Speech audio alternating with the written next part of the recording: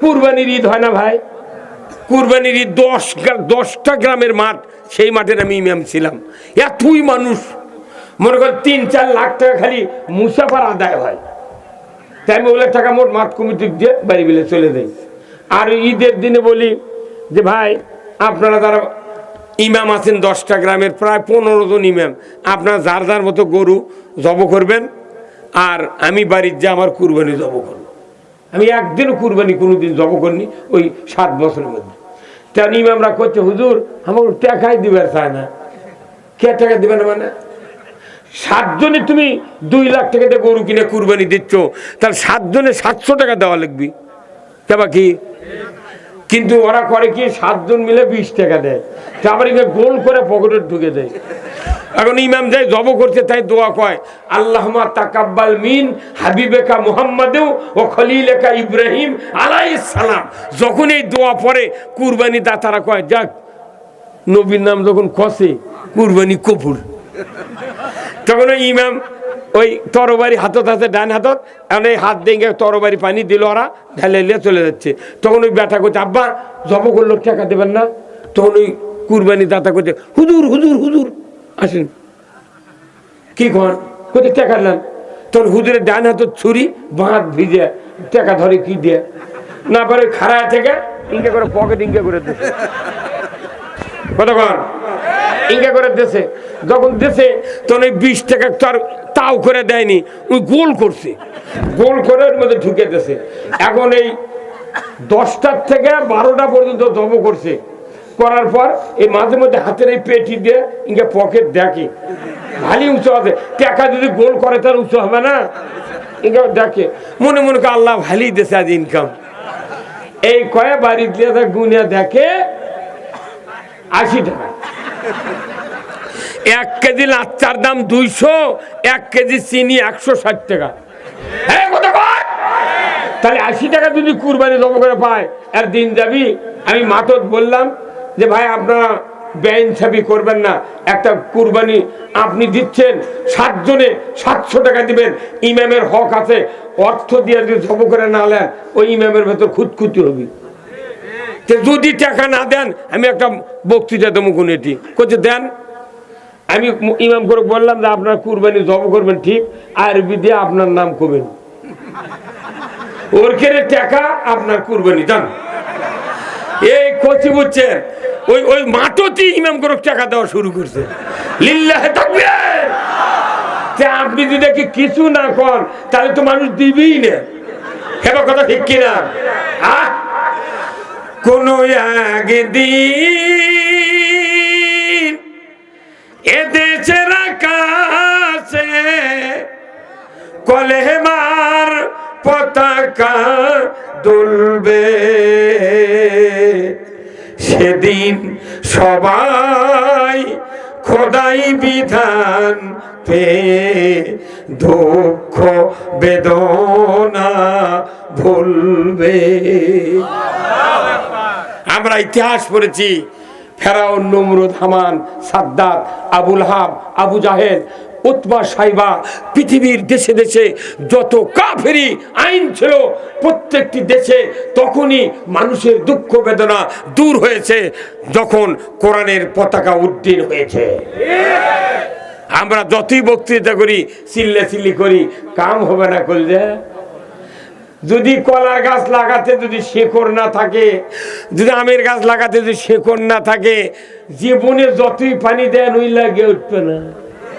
আমাদের বক্তৃতার শেকড় নেই, কথা কনা রে কি নাই? শেকড় ছাড়া গাছ লাগে পানি দিলে যতই টোপা দিয়ে থন ওই লাগিয়ে ওটা তো দূরের কথা, 15 দিনের মধ্যে মরে যাবি চাচা। আপনাকে এদিক ভাই এদের ইনকে করে খাওয়া দেয় সে জালের নাম কি? হ্যাঁ তোরা জাল চেনেন তো? আপনার 7.5 হাত জাল দিলাম আর মুখে কাঠি কাটলাম 5 কেজি, কান পাশ বাঁধলাম, দাউনা ঢুকালাম। যদি দাউনা লেজা কান পাশের সাথে যদি ঘেরো দিয়া ঘাই যদি না বান্ধেন, কিয়ামত পর্যন্ত যদি খাওয়াতে থাকেন ওই মুখত কাটি লিয়া একটা কাদো কি উঠবি? আমাদের দেশের বক্তৃতার ঘাই নেই। ঘাই হলো রাষ্ট্র শক্তি, মানে এই কথা কোন তোমরা মুখ হিম হয়ে গেছে নি মরদ জোরে কাঠি মতো এইদিকে গেছে, এদিকে গেছে মানুষ দেখো এটা বসে। হ্যাঁ এলে হুজুর মাস তো ঠিক কবার না যদি ইমামতি বাদ দেয়। হ্যাঁ জোরে ঠিক কিনা? আপনি আল্লাহর পক্ষে থাকবেন। আজকে বাংলাদেশে বিএনপি আর জামাত মিলে তো সরকার গঠন করে কোরআন দিয়ে দেশ চালানো হয়, কিয়ামত পর্যন্ত একটা লোকে ক্ষমতা যেতে পারবে না। আমরা তো দুটোতে ছিলাম কয়বার, 3 টার্ম। এই 2 জন খালি এক হয় দেশ চালায়, ওরকে খালি জিবে লড়ার লাগবে, কিছু করার বুদ্ধি নেই। কিন্তু এই আমার হাতে কি দেখিচ্ছেন, এটা এই টিস্যু ইনকে পাকালে এটা কি হলো? এখন এইবার হলো ইসলামী জোট, এইবার হলো রাজনৈতিক জোট। এক 2 জনে ক্ষমতা নিয়ে পারাপারি টানাটানি করছি। এমন একদিন আসবি, এটা কি খুব শক্তিশালী জিনিস, টানতে মধ্যে অবশ্যই ছিঁড়ে দেবি। যখন ছিঁড়ে দেবি ওরাও মাথা থাকলে খা পড়বি, আমরাও পড়ে যাবো। এখন মাথা থাকলে খা পাকার উপর বলে ওর হাড্ডি মাথার থাকবে না। এখন যখন উঠতে পারিচ্ছে না, ওরা আবার এসে মুকুতি লাগতেবি। এই কথা বল না কে? সেই জন্য দেশটা একটা বার আমরা 2 জন মিলে করি রে। কি রাজি আছেন? কারা কারা 2 হাত তুলে আল্লাহকে দেখান। লিল্লাহে তাকবীর, নারায়ে তাকবীর। তারেক জিয়া প্রধানমন্ত্রী হোক। তবে আমার দেশের একটা ভাগ্য ভালো, আল্লাহ 3 বার প্রধানমন্ত্রী খালেদা জিয়া, আল্লাহ ওনাকে জান্নাতের উচ্চ মোকাম দান করুন। উনি দুনিয়া থেকে বিদায় হয়েছেন, উনি আল্লাহ ওনাকে আল্লাহ জান্নাত দিক, আমিও চাই। 27 দিন দোয়া করছে ওনার জন্য। শেখ হাসিনা তো চলেই গেছে, কেন যায়নি? আগামী কমপক্ষে 100 বছর এই দেশের মিয়া প্রধানমন্ত্রী হওয়ার জন্য আর কোনো সম্ভাবনা নেই। এখন বাংলাদেশে যদি বিএনপি ক্ষমতার যায় তারেক রহমান, জামাত যদি যায় শফিকুর রহমান। রহমান আছে, কথা বল না। আমরা চাচ্ছি যে দেশে পুরুষ নেতৃত্ব কায়েম হোক, কথা বল না। আমি ফার্স্টে বলেছি রাসূল সাল্লাল্লাহু আলাইহি সাল্লাম ছিলেন একজন শ্রেষ্ঠ ইমাম, কথা ঠিক কিনা?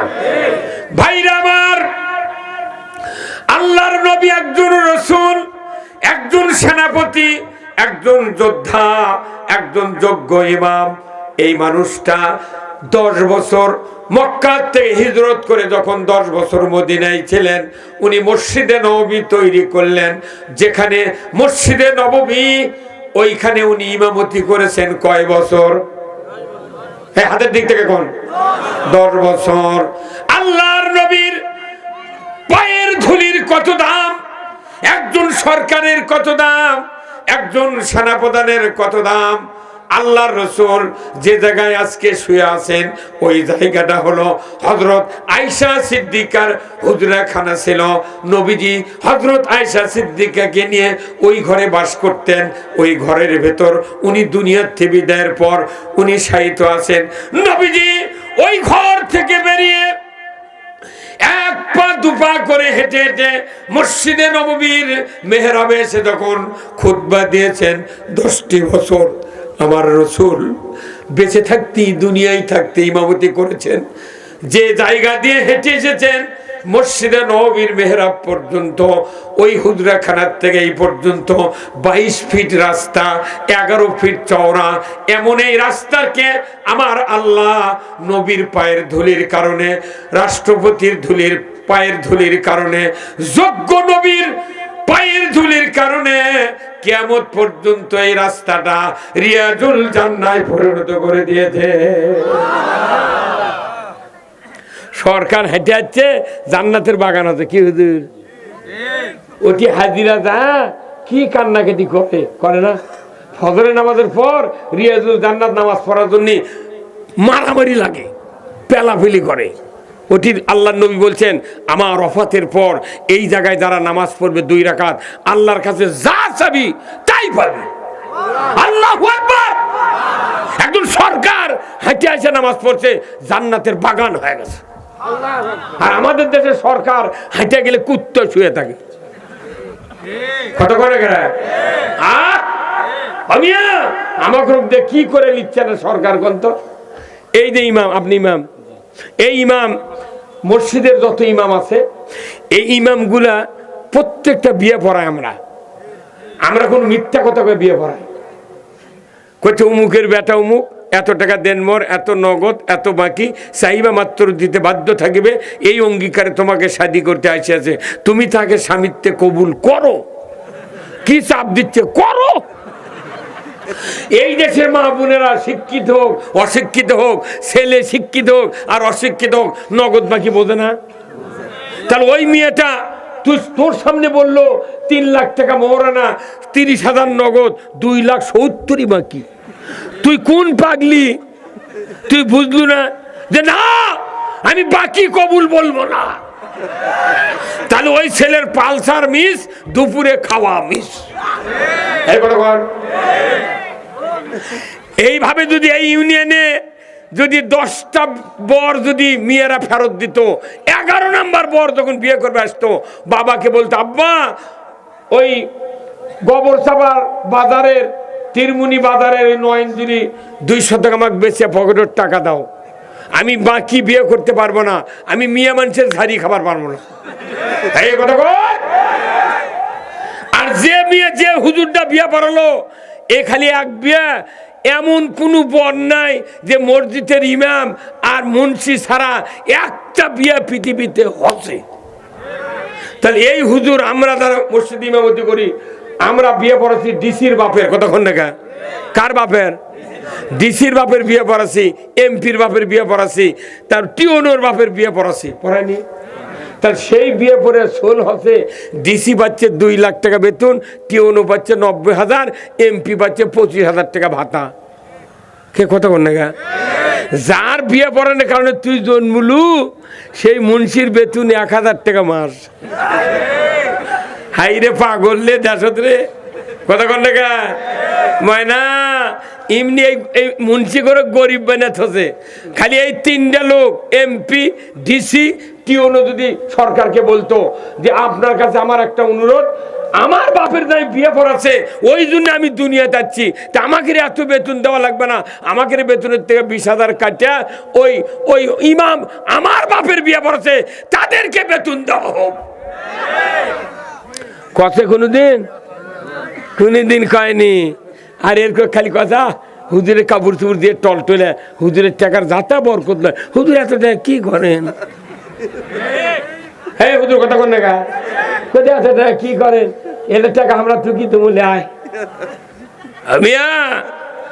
এই হুজুররা যা করে এটা যদি মানুষ দাম দিত, সরকার যদি হুজুরদের দাম দিত, মানুষ হুজুরের দরজা দাঁড়িয়ে থাকতো। আমি হজে গেছিলাম 18 সালে, যাই বাংলাদেশে খাদেমক বলছি যে ভাই এই মক্কার ইমামের বেতন কত রে? আর খেপা বুঝছেন আমার বুক করছে যে হুজুর আপনাকে এখনই ধরে নিয়ে যাবে, আপনি তো বাংলাদেশের লোক, আপনাকে আমি চিনি, ইউটিউবে বক্তৃতা শুনেছি, আমি চিটাগাং থেকে এখানে আসছি, তা আপনি আর কন্যা কাকু আপনার গ্রেপ্তার হয়ে যাবেন। তা আমি কোন কানে কানে শুনতো, আমি কাকু কম না, জোরে কম না, তুই এনে কত বেতন কত করছে, আবার এই কথা। তা আমি কোনো ভাই এটা শোনাই লাগবি, আমার দরকার, বাংলাদেশত কমো, ইতি কাকু কম না। তখন করছে ভাই শোনেন, এই এই কাবার ইমাম যে বেতন, এটা হচ্ছে কি মাসের 30 তারিখে ওই চেক, খালি চেক দেয়, সাদা চেক, সরকারও ইমামক দেয়। এইভাবে হুজুর আপনার 1 মাসে কত বেতন লাগবে লেখে আপনি সারা দেন, আপনাকে সেই টাকা দেওয়া হবে। আচ্ছা ইনকে সাদা চেক আমাকে দিলে কয় কোটি লাগলো নি কথা কয়। আর আমাকে দেশত ইমাম প্রতি বছর চাকরি বন্দোবস্ত করা লাগে, যারা নামাজ পড়ে না এরা ইমামক আঁকে না। কথা কোন মানে ইমাম একটা অসহায়। আমি 47 বছর ইমামতি করার পর এবার বাদ দিছি না, যে প্রাইমারি মাস্টারে একবার চাকরি নিয়োগ দিলে কোনোদিন আর কথাবার্তা হওয়া লাগে না। আর ইমাম 82 মাস তখন ইমাম কয়, হুজুর আপনি কি আবার থাকবেন, তাহলে আবার কথা হোক। কেন তো চাকরি হয়ে গেছে, তুই দৈনিক কথা কম কে হয় না? আহারে, একটা জাতির শ্রেষ্ঠ সন্তান ডিসির পাশে একটা চৌকিদারও নামাজ পড়ে না, কিন্তু একটা ইমামের পাশে 500 জন মুক্তাদি নামাজ পড়ে। ভাইরা আমার, এত নামাজ নামাজ বলি, কিন্তু জামাত বাংলাদেশে নামাজই বাড়ে না। এর একমাত্র কারণ রাষ্ট্রভাবে নামাজ কায়েমের কোনো আইন নাই। আমার আল্লাহ বলেছেন, সরকারকে দায়িত্ব দিলাম, ওয়ালিল্লাহি আকিবাতুল উমুর, আমার পক্ষ থেকে, আমি আল্লাহ আমার পক্ষ থেকে সরকারের প্রতি বড় ধরনের একটা আদেশ দিয়ে দিলাম। জোরে কন্যা আল্লাহু আকবার। সরকারের দায়িত্ব নামাজ কায়েম করা। আজকের বিকাল 5টায় যদি সরকার টেলিভিশনে, বিটিভি বাংলাদেশ টেলিভিশনে যদি বক্তব্য দিয়ে দিতেন, আগামীকাল থেকে নামাজ আইনের মাধ্যমে ফরজ করা হলো, যে ব্যক্তি দশক থেকে বৃদ্ধ সুস্থ পর্যন্ত নামাজ কায়েম করবে না, তার জন্য প্রতি ওয়াক্তে 2.5 ঘন্টা হাজুত আর 120 টাকা জরিমানা। তাহলে বেতের ধরে 6 ওয়াক্ত 720, আর 2.5 ঘন্টা এক ওয়াক্তে 15 ঘন্টা হাজুত। ইমাম সাহেব, মুয়াজ্জিন সাহেব, আপনাদেরকে দায়িত্ব দিলাম, যারা নামাজ কাদা করবে আগামীকাল পত্নীতলা থানার ওসির কাছে তাদের তালিকা দিয়ে দেন। আজান হবে 5:45, 4:15, 3:30 নয়, 3টার সময় বেনামাজির স্ত্রী স্বামীকে ডাকবে, বেনামাজির বাপ মা সন্তানকে ডেকে বলবে, বেটারে 14 সিগত যাওয়ার কি তোর আশা আছে? ডেলি কি 15 ঘন্টা হাজুত কাটতে পারবো? 720 টাকা জরিমানা দিবার পারবো? যদি পারিস তুই শুয়ে থাক, আর যদি না পারিস ওযু করে মুয়াজ্জিন ডাকে নিয়ে মসজিদে চলে যা। আজান হওয়া লাগবে না, মানুষ নামাজের কাতারে দাঁড়িয়ে যাবে। কখন নামাজ কায়েম হবে? কোরআনের কারিমে আল্লাহ তাআলা বলেছেন, মানুষকে নামাজি বানানোর জন্য 5টা অধিকার গ্যারান্টি দিতে হবে। আল্লাহ বলেছেন 5টা অধিকারের ভেতরে 1 নাম্বার হলো খাদ্য, 2 নাম্বার হলো বস্ত্র, 3 নাম্বার হলো শিক্ষা, 4র্থ নাম্বার হলো চিকিৎসা, আর 5ম নাম্বার হলো বাসস্থান। এই 5টা গ্যারান্টি দুনিয়ার মানুষ, সরকার যদি পেয়ে যেত, মানুষের দ্বারে দ্বারে পেয়ে যেত, আল্লাহর ইজ্জতের কসম, একজন মানুষও বেনামাজি ইমানদার থাকতো না।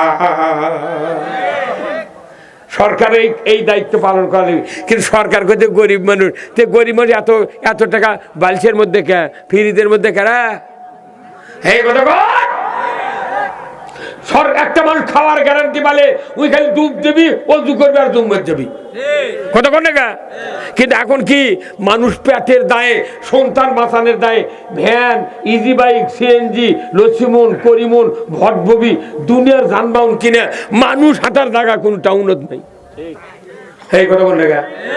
পৃথিবীর কোন দেশে যারা হজ করেছেন, তারা হজ করছেন, যারা হজ করছেন সৌদি আরব বোধহয় 54 দিন ছিলেন, 2টা ভ্যানও জগৎ পড়েনি, হুন্ডাও জগৎ পড়ে না। ওই সৌদির মহিলারা, পুরুষেরা রাত্রে বাড়ায়, রোদের কারণে বাড়ায় না, হাজিরা রোদের মধ্যে তোয়াফ করে, ওরা ঘরের মধ্যে শুয়ে থাকে। রাত 1টা, 12টা, 10টার দিকে গালি চালিয়ে এসে পড়ে থাকে, ওরা ঠান্ডার মধ্যে বসে থেকে ওরা জুস খাচ্ছে, খুরমা খাচ্ছে, আর মানুষক দেখাচ্ছে, দেখ মরদ কাক কয়। আর আমাদের দেশের মানুষ সোলফলক 2 মুঠ ভাত মুখত দেওয়ার জন্য ওইলা করে খাচ্ছে। এক তারেক জিয়া না সিএনজি আনছে ভারতের থেকে, সেই সিএনজি আবার পুলিশেরা কয় বছর খালি সুসা দিয়ে কানা করলো, কত কনেগা ওটা আনিছে কে? তারেক জিয়া সেদিন করছে ওটা কানা কর, ওটা বন্ধ করে হলার কেন, কথা বলে বা কথা বলে। হ্যাঁ, যানবাহন লিয়াও রাজনীতি বাংলাদেশ, কি বিপদ! মলে বোধ হয় এরা বেহেশত তো যাবে না, কোথাও উই গেছে আমি যাবো না, আগুনে পুড়ে মর্ম, তা যা হয় হয়ে যাবে। এই যে আপনার এদের সভা, এই সভা আরো 4 গুণ মানুষ হলো হয়নি। কিভাবে? মনে করেন এখন তো নির্বাচন চলিছে, তাই না? যদি বিএনপির এমপি মনোনয়ন এটি দেয়নি কেউ, নাম কি তার? শামসুজ্জোহা খান, ভালো লোক তো রে, এনার যদি নাম থাকতো, আবার অন্যান্য রাজনৈতিক দল জামাত বা আরো যারা যারা আছে তাদেরকে নাম যদি থাকতো, এটি আরো 4 গুণ লোক হতো। এখন গায়ের মধ্যে হয়তো পেলাপেলি কথা না, অগ দিলে আমি নেই, আমি দিলে অগ নেই, এগুলো করে কয় কারু নাম দেবো না, করছে একের ফাঁকা হ্যান্ডবিল কথা কন না। কিন্তু আপনি জানেন এই যে আমার হাতে কিতাব দেখছেন, এটা কি? এই কোরআনে 25 জন নবীর নাম কে দিয়েছেন? এই জোরগণ কে? 25 জন নবীর নাম কোরআনে আছে। এই কোরআনে 25 জন নবীর নাম আছে। এই কোরআনত আবার 3 জন কাফেরের নাম আছে। এই কথা কর, একজন হলো ফেরাউন, আর একজন হলো লাহাব, আর একজন আছে আবু তালেবের নাম। এখানে উমার ফারুকের নাম ঈমান আনার আগেও আল্লাহর নবী হাদিস শরীফে বলছেন যে উমার এত দুর্বৃত্ত, আল্লাহ উমার ওখানে আমার দলত দিয়ে দাও। নবী উমরের নাম আবু তালেবের নাম ধরে দোয়া করছে। এই কথা কোন দেখা? তাই আল্লাহ এত বড় ক্ষমতাধর, নবীর নামের সাথে ফেরাউনের নাম দিছে, আবুল আহাবের নাম দিছে। আবুল আহাবের নামে সূরাই নাযিল করছে। কি তাহলে আল্লাহ যদি ইনকে উদারতা দেখার পারে, আমরা পারি না কে? এটিকে নাম দিলি দেশ দখল হয়ে যাবে। বরঞ্চ আমাদের মতো বক্তা 4 ঘন্টা বক্তৃতা করে লাভ নাই। এই শামসুজ্জামান বিএনপির এমপি কিংবা জামাতের একজন, এরা যদি 1 মিনিট বক্তৃতা কয় যে এদেশে ইসলাম বিজয় করতে হবে, আমাদের বক্তৃতার 4 আনার দাম নেই। এই কথা কর, আপনাকে উদাহরণ দিই, বিএনপির যত লোক আছে 1 কোটি বছর যদি চেষ্টা করে, সাকা চৌধুরীর মতো একটা মানুষ তৈরি করতে পারবে না। সালাউদ্দিন কাদের চৌধুরী, চট্টগ্রাম। আমরা জামাতের লোক, পৃথিবীর সমস্ত মানুষ যদি চেষ্টা করি, সাইদের মতো লোক একটাও বানাতে পারবো না।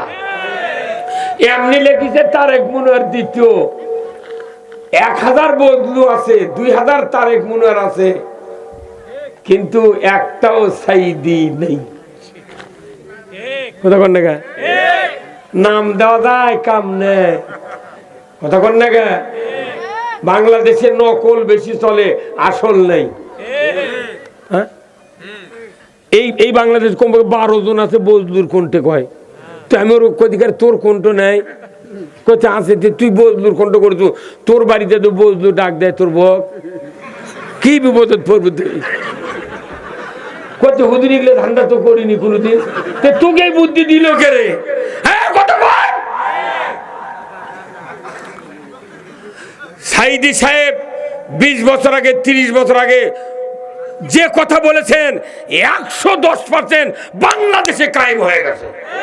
হ্যাঁ, কথা বল। আমার এত ভালো লাগিছে যেদিন আব্দুল কাদের মানে সাকা চৌধুরী, সালাউদ্দিন কাদের চৌধুরী চট্টগ্রামের বাঘের মতো পুরুষ, আমি অত বড় দেহওয়ালা লোক বাংলাদেশে কোনোদিন দেখিনি। বাঘ যখন টেলিভিশনে দেখলাম যে বিচারপতি রায় দিচ্ছে ফাঁসি, তাকে ফাঁসির কাস্টে ঝুলাইয়া সর্বোচ্চ শাস্তি দেওয়ার আইন ঘোষণা করা হলো, রায়। ওই সময় সালাউদ্দিন কাদের চৌধুরী বলেছিলেন, ও ট্রাইব্যুনালের জজ, আমাকে সাজানো নাটক করে ফাঁসির রায় দেওয়া হলো। আমি আপনাকে জানিয়ে দিতে চাই, এই ট্রাইব্যুনাল যেন বাংলাদেশে আজীবন চলে। কারণ আমাকে যারা মিথ্যা মামলা দিয়ে ফাঁসির কাস্টে ঝুলানোর আইন পাশ করেছে, রায় দিল, যারা আমাকে ফাঁসি দেওয়ার রায় দিয়ে নিল, ওদেরকেও এখানে ফাঁসি দিয়ে মরতে হবে। কি হসে? মুখত দাড়ি নাই, কিন্তু ইমান ছিল। তার কথাটা 110% কবুল হয়ে গেছে। আমি যত বক্তৃতা 5ই আগস্টের পর থেকে করতেছি, কোন বিএনপির এমপি নমিনি যারা আছে, কোন বিএনপির নেতা, আমি প্রতি সভায় বহু নেতা বক্তৃতা দিতে শুনি, একটা নেতা কোনদিন সালাউদ্দিন কাদেরের নাম নেয় না। ওরা মনে করে ওর নাম বেশি প্রশংসা করলে তাহলে আমিও অসল হয়ে যাবো। অসল মালের তো গোপনে বিক্রি হয়, জাল টাকা কখন দিনত দেয়, ওই সবার ভিড়ের মধ্যে দেয় না। আমি দোয়া করি সালাউদ্দিনের কাদের জন্য। ওনার ছেলে একটা আছে হুম্মাম কাদের চৌধুরী, হুঙ্কার দেয় বাঘের মতো। কোথায় মুসলমান? আমার আমার সবাদ গেলে অনেকেই কয়, হুজুর আপনি তো জামাতের বক্তা, তে দেখে শুনে আমাদের বিরুদ্ধে দান কর না। আচ্ছা কোন এটি যতক্ষণ সাইদি, খালেদা, তারপর সাকা চৌধুরী